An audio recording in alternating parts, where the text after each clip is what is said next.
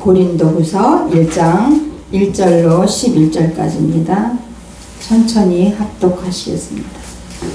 고린도후서 1장 1절로 11절입니다. 하나님의 뜻으로 말미암아 그리스도 예수의 사도 된 바울과 형제 디모데는 고린도에 있는 하나님의 교회와 또 온 아가야에 있는 모든 성도에게 하나님 우리 아버지와 주 예수 그리스도로부터 은혜와 평강이 있기를 원하노라. 찬송하리로다. 그는 우리 주 예수 그리스도의 하나님이시요 자비의 아버지시요 모든 위로의 하나님이시며 우리의 모든 환난 중에서 우리를 위로하사 우리로 하여금 하나님께 받는 위로로서 모든 환난 중에 있는 자들을 능히 위로하게 하시는 이시로다. 그리스도의 고난이 우리에게 넘친 것 같이 우리가 받는 위로도 그리스도로 말미암아 넘치는도다. 우리가 환난당하는 것도 너희가 위로와 구원을 받게 하려는 것이요 우리가 위로를 받는 것도 너희가 위로를 받게 하려는 것이니 이 위로가 너희 속에 역사하여 우리가 받는 것 같은 고난을 너희도 견디게 하느니라. 너희를 위한 우리의 소망이 견고함은 너희가 고난에 참여하는 자가 된 것 같이 위로에도 그러할 줄을 알미라. 형제들아, 우리가 아시아에서 당한 환난을 너희가 모르기를 원하지 아니하노니 힘에 겹도록 심한 고난을 당하여 살 소망까지 끊어지고 우리는 우리 자신이 사형 선고를 받은 줄 알았으니 이는 우리로 자기를 의지하지 말고 오직 죽은 자를 다시 살리시는 하나님만 의지하게 하심이라. 그가 이같이 큰 사망에서 우리를 건지셨고 또 건지실 것이며 이후에도 건지시기를 그에게 바라노라. 너희도 우리를 위하여 간구함으로 도우라. 이는 우리가 많은 사람의 기도로 얻은 은사로 말미암아 많은 사람이 우리를 위하여 감사하게 하려 함이라. 아멘. 잠시 기도합니다. 거룩하신 주님 감사합니다. 오늘도 주님의 말씀에 따라 아버지 부족한 여종을 세우시고 이렇게 선포하게 하심을 주여 감사를 드립니다. 하나님 사람의 말로 하지 않게 하시며 오직 성령의 말하게 하심을 따라 선포할 수 있는 시간 되게 하여 주옵소서. 듣는 이나 전하는 자나 아버지 복되게 하시고 하나님께서 원하시는 아버지의 나라가 임할 때까지 저희가 다른 박질할 수 있는 주님의 그 소망의 든든한 소망을 가지고 견고하게 견딜 수 있는 저희들이 되게 하여 주옵소서. 감사하며 우리 주 예수님의 이름으로 기도 올려옵나이다. 아멘. 오늘 우리 도성실 자매님이 이렇게 떠나는 저희들을 위해서 이렇게 찬양을 2번씩이나 축복해주고 특송을 불러주셔서 감사합니다. 그 마음이 예쁜 거죠, 이 마음이. 네. 그래서 우리는 무사히 잘 다녀올 것입니다. 네. 오늘 제목은 우리의 소망이 견고함이라는 제목을 가지고 말씀을 나누도록 하겠습니다. 우리는 인생을 살면서 원치 않는 그 일들을 자주 만납니다. 건강의 문제라든지 가정의 어려움, 또 자녀 문제, 경제적인 부담, 또 이렇게 사람과 어떤 관계에서의 상처 등등. 특히 작년에 인생길에 나이가 이렇게 먹고 이제 세월이 흘렀는데 아니 왜 나에게 이런 일이 있지? 이렇게 의아한 그런 질문이 저절로 나오는 순간들이 있기도 합니다. 오늘 본문 고린도후서 1장 말씀은 고난의 한가운데서 기록된 편지입니다. 사도 바울은 편안한 환경에서 이 편지를 쓰지 않았습니다. 오히려 극심한 환난과 또 오해와 또 배척 속에서 고린도 교회를 향해서 이 편지를 보냈습니다. 그런데 놀랍게도 이 편지의 시작은 내가 힘들다는 그런 탄식이 아니라 위로의 편지입니다. 첫 번째로는 모든 위로의 근원이신 하나님을 찾아보겠습니다. 1절에 하나님의 뜻으로 말미암아 그리스도 예수의 사도된 바울과 형제 디모데는 고린도에 있는 하나님의 교회와 또 온 아가야에 있는 모든 성도에게 하나님 우리 아버지와 주 예수 그리스도로부터 은혜와 평강이 있기를 원하노라 이렇게 말씀하고 있습니다. 3절을 보면 이렇게 고백합니다. 찬송하리로다. 그는 우리 주 예수 그리스도의 하나님이시요 자비의 아버지시요 모든 위로의 하나님이시며. 힘든 옥중 생활 가운데서도 찬송을 하는 거야. 하나님, 우리 주 하나님 아버지를 찬송하고 자비 아버지시라고 그러고, 내가 당하는 이 환난과 고난이 나를 위한 고난임을 인식하는 것입니다. 왜요? 고난이 없는 발전은 없습니다. 그 온실 속의 화초라고 그러잖아요. 이런 저기 지금 우리 키우는 거 있죠. 저렇게 불빛, 이게 온실 안에서 아무 그 병충해도 받지 않고 햇빛도 받지 않고 그냥 보호막 아래에서 자라는 그런 식물들은 어때요? 힘이 없죠. 쉽게 해서 노지에서 난 그런 어떤 채소다 이런 것들을 보면 이게 튼튼하잖아요. 좀 질기기도 하고, 뭐 딸기가 어제도 우리 부부가 얘기를 나눴는데요. 이게 하우스 딸기는 맛은 좋아요. 그죠? 아까 먹었죠, 딸기. 맛은 좋은데 뭐라 그럴까, 이렇게 좀 쫄깃거리고 정말 딸기다운 그런 맛은 아니잖아요. 근데 노지 딸기는 먹으면 새콤 달콤 막 하면서 씨도 막 아작아작 씹으면서 정말 딸기 맛이 난단 말이죠. 그런데 그것처럼 이런 보호막 아래서 자란 그런 고난이 없는 거죠. 쉽게 해서 바람도 맞지 않고 그런 삶은, 어떤 우리의 인생 가운데서도 그런 고난이 없는 삶은 다른 사람을 위로할 수가 없어요.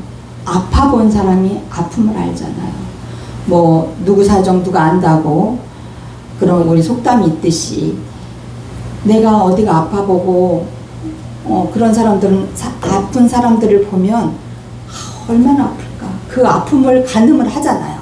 그렇기 때문에 그걸 이해를 하게 되는데, 아파보자 건강한 사람은 왜 아파?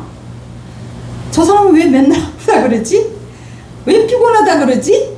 이렇게 된단 말이에요. 왜냐하면 나는 그려본 적이 없으니까 그게 이해가 안 되는 거예요. 체험을 해봐야 알죠. 자기가 직접 체험을 해봐야. 그렇기 때문에 고난이 유익이라는 그런 말씀입니다. 고난이 없으면 하나님 앞에, 하나님 아버지 앞에 감사할 줄 몰라요. 고난을 통과하고 힘든 환난을 통과할 때, 그리고 나서는 하나님 감사합니다. 이전에 이랬던 것도 감사, 저랬던 것도 감사. 주신 이도 아버지시오, 가져가신 이도 아버지시라는 것을, 그런 고백을 하게 된다는 사실입니다. 그래서 바울은 하나님을 설명할 때 먼저 자비의 아버지라고 설명을 합니다. 그리고 모든 위로의 하나님이라고 부릅니다. 자비는 모든 사람에게 은혜를 베풀고 정을 베풀고 이렇게 사람들의 마음을 어루만져서 이렇게 노골노골하게 할 정도로 평안을 주는 그런 말씀이죠. 위로라는 뜻을 사전에서 찾아보니까요, 따뜻한 말이나 행동으로 괴로움을 덜어주거나 슬픔을 달래줌이란 뜻이 있어요. 그러면 슬프거나 괴로울 때 위로를 하면 그게 위로가 되지만, 전혀 그런 사람이 없는, 그런 일이 없는 사람한테는 위로라고 할 수가 없는 것이죠. 그냥 한낱 대화이고 어떤 충고일 뿐이지만, 진짜 힘들고 사는 게 죽기보다 더 힘들다고 하는 사람들도 있잖아요. 그럴 때 위로의 말 한마디를 던지면 그게 마음에 와 닿고, 그래 그렇지 하면서 마음이 평안해진다는 사실입니다. 위로는 사람 물질이 아니라 하나님께서 주시는 근원이라는 것입니다. 그 위로로 그 환난을 통과한 사람을 세워야 된다는 것이에요. 고난이 위로를 받는 목적이 될 수 있고, 받은 위로가 우리 기독교 공동체 안에서, 우리 빛의 교회 공동체 안에서 간구함으로 누구한테 간구해요? 하나님 아버지께, 자비의 아버지이신 하나님 아버지께 간구함으로 도우라는 그런 협력으로 이어져야 된다는 것입니다. 우리가 지금 합력해서 우리 도성실 자매가 아까 축가를 하듯이 우리 목사님들 세 분 잘 다녀오시라고 이제 기도하고 계실 거잖아요. 그쵸? 기도하고 중보기도 하시고 그러면 우리는 그 기도의 힘으로 더 열심히 가서 건강하게 일곱 교회를 돌아보고 올 수가 있을 것 같습니다. 그래서 진정한 위로가 하나님께로부터 오는데요. 우리는 종종 이렇게 말을 하죠. 시간이 지나면 괜찮겠지. 또 사람들이 있게 해주겠지. 그러나 시간이 흘러도 사라지지 않는 아픔이 있다는 것입니다. 그때 우리를 붙드시는 분은 바로 위로의 하나님이시죠. 사람이 위로를 하면 한계가 있다는 거예요. 그렇지만 우리 하나님께서 위로해 주시고 하나님께서 그 문제를 해결해 주시면 단번에 잊어버릴 수가 있고 평안해진다는 사실입니다. 제가 전에도 얘기했지만 성령님을 모시고 나니까 성령 체험을 하고 나니까 어떤 문제, 어떤 상처 저한테 어제도 목사님 상처받지 않았냐고 말씀을 하시는데 전혀 상처가 아니고요. 상대방의 그 입장에서 얘기를 한 것일 거고 또 상대방의 생각이 있을 것이니까 그분은 그분한테 맡기는 거고 저는 상처받지 않는다는 사실. 너무 감사해요. 옹졸하고 정말 마음이 좁고 그랬던 이거를 넓혀주셨다는 거죠. 그랬기 때문에 하나님이 주시는 그 평안함을 알기 때문에 주님이 한번 위로해 주시고 주님이 한번 내 안에 계시니까 다른 모든 문제가 문제로 안 보인다는 사실입니다. 그래서 하나님께서 하는 위로가 참 위로라는 것입니다. 두 번째, 고난 가운데 임하는 하나님의 위로를 찾아보겠습니다. 4절입니다. 우리의 모든 환난 중에서 우리를 위로하사 우리로 하여금 하나님께 받는 위로로서 모든 환난 중에 있는 자들을 능히 위로하게 하시는 이시로다. 그리스도의 고난이 우리에게 넘친 것 같이 우리가 받는 위로도 그리스도로 말미암아 넘치는도다. 중요한 표현은 모든 환난이라 그랬어요. 이거는 안 되고 이건 되고 이게 아니라 모든 환난. 하나님 환난이 끝난 뒤에만 위로하시는 분이 아니라는 것이죠. 환난의 한가운데 고난 가운데 있을 때에 또 눈물로 통회하고 자복하고 눈물로 간구할 그 자리에서 또 우리를 위로하신다는 사실입니다. 하나님이 우리에게 찾아오실 때는 강하게도 찾아오시지만 대부분 소리 없이 조용히 찾아오신다는 사실이에요. 어떤 분이 간증하는 걸 들었는데요. 그분은 자다가 하나님이 교회를 가라고 그래서 꿈에 어디 교회 장로님인데 잊어버렸습니다. 지금은 장로님이 되셨는데 대대로 내려오는 불자의 집안이었는데 종갓집에 종손이라고 그러셨는데 그분은 강력하게 꿈속에서 하나님이 교회를 가라 그러셨대요. 내 손을 잡으라 그러셨대요. 그리고 근데 그 와이프에게도 권사님이 되신 그 사모님에게도 똑같이 부부가 꿈을 꾸었다는 거예요. 근데 생각을 해봐요. 종손이고 그런데 교회를 갈 수가 있을까요? 그 제사가 막 한 달에 막 두세 번씩 그렇게 있고 서너 번씩 있기도 한다 그래요. 막 그러면 제사부터 시작해서 막 그 얼마나 우상숭배를 했던 그런 가정이고 그렇게 해야만 되는 걸로 알고 사는 사람들인데 갑자기 교회를 간다 그러면 어떻겠어요? 누구 하나 전도하는 사람이 없었는데 하나님이 직접 그들을 부르신 거예요. 강력한 꿈속에서.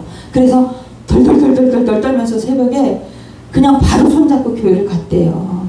그렇게 해서 지금까지 교회를 다니시고 장로님이시고 충직한 아주 장로님으로서의 역할을 감당하고 계시더라고요. 그것처럼 강하게 하나님이 역사하시기도 하지만요. 우리가 모르는 사이에 정말 바람처럼 살그머니 이렇게 살랑살랑 부드럽게 찾아오시는 분도 하나님이시라는 것이죠. 그래서 고난이 깊다고 해서 하나님이 멀리 계시는 것도 아니고 하나님, 내가 이렇게 힘들고 죽겠는데 하나님 그때 어디 계셨어요? 이렇게 따지는 사람들도 있잖아요. 근데 멀리 계시는 게 아니라는 거죠. 하나님 다 보고 계신다는 사실이죠. 옆에 계시는데도 본인이 못 깨닫는 것 뿐이죠. 왜냐하면 상태가 그런 상태니까. 하나님을 원망하고 하나님을 신뢰하기보다는 하나님을 원망하고 의심하는 본인의 탓인데도 불구하고 그것을 하나님의 탓으로 돌리는 그 자신 때문이라는 사실입니다. 오히려 고난이 깊을수록 하나님의 위로는 더 가까이 있다는 것이에요. 구름이 짙으면 어때요? 비가 온다 하잖아요. 그처럼 고난이 깊으면 깊을수록 하나님의 위로는 더 깊어진다는 사실입니다. 6절에 보면 우리가 환난 당하는 것도 너희가 위로와 구원을 받게 하려는 것이요 우리가 위로를 받는 것도 너희가 위로를 받게 하려는 것이니 이 위로가 너희 속에 역사여 우리가 받는 것 같은 고난을 너희도 견디게 하느니라. 바울은 자신의 고난을 교회를 위한 고난으로 이해를 합니다. 개인의 아픔을 공동체의 유익으로 해석하는 것이 성숙한 신앙이라는 것입니다. 우리의 인생도 마찬가지입니다. 하나님은 우리의 눈물을 통해서 다른 사람의 믿음을 세워주신다는 사실이에요. 7절 9절은 너희를 위한 우리의 소망이 견고함은 너희가 고난에 참여하는 자가 된 것 같이 위로에도 그러할 줄 알미라. 형제들아 우리가 아시아에서 당한 환난을 너희가 모르기를 원하지 아니하노니 힘에 겹도록 심한 고난을 당하여 살 소망까지 끊어지고 우리는 우리 자신이 사형 선고를 받은 줄 알았으니 이는 우리로 자기를 의지하지 말고 죽은 자를 살리시는 하나님만 의지하게 하심이라. 아멘. 우리를 의지하지 말라 그랬죠. 나 자신을 믿지 말라는 것입니다. 오직 하나님만 의지하라는 그런 말씀입니다. 소망이 견고하면 바울이 고난과 위로를 함께 경험하는 공동체를 위해서 말한 그 견고한 소망을 가리키는 것입니다. 하나님을 의지하고 그분의 위로와 약속을 믿는 태도로 보아야 합니다. 이 소망은 고난을 참는 자가 된 것처럼 위로에도 동일하게 적용된다는 점에서 우리 고난과 위로가 함께 작동하는 신앙의 실천을 강조하게 됩니다. 하나님의 약속과 위로를 믿고 그 위로를 통해서 고난을 견디는 태도로 이해해야 하겠습니다. 9절에 자기를 의지하지 말고 죽은 자를 다시 살리시는 하나님만 의지하게 하심이라고 말하고 있습니다. 소망의 방향이